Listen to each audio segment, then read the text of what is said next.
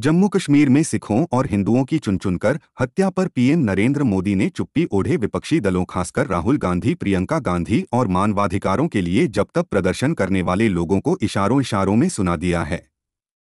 PM Modi ने कहा कि एक ही प्रकार की किसी घटना में कुछ लोगों को मानवाधिकार का हनन दिखता है और वैसी ही किसी दूसरी घटना में उन्हीं लोगों को मानवाधिकार का हनन नहीं दिखता। पीएम मोदी के इस बयान को पिछले दिनों कश्मीर में हिंदुओं और सिखों की टारगेट किलिंग से जोड़कर देखा जा रहा है।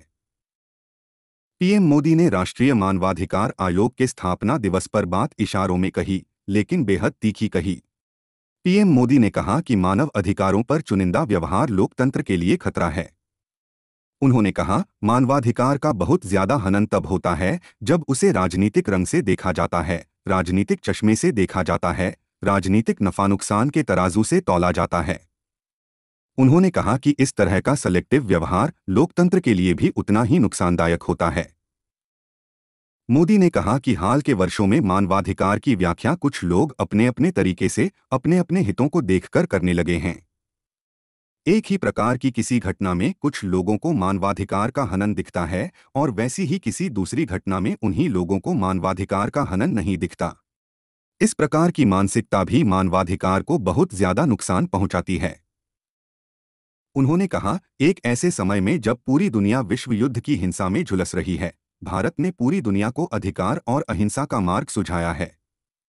बापू को देश ही नहीं, पूरा विश्व मानव अधिकारों और मानवीय मूल्यों के प्रतीक के रूप में देख रहा है।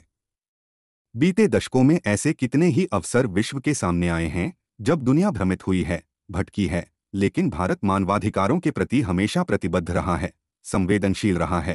एक ही प्रकार की किसी घटना में कुछ लोगों को मानव अधिकार का हनन दिखता है और वैसी ही किसी दूसरी घटना में इन्हीं लोगों को मानव अधिकार का हनन नहीं दिखता। हम देखते हैं कि ऐसे ही सिलेक्टिव व्यवहार करते हुए कुछ लोग मानव अधिकारों के हनन के नाम पर देश की छवि को भी नुकसान पहुंचाने का प्रयास करते हैं। ऐसे लोगों से भी देश को सतर्क रहना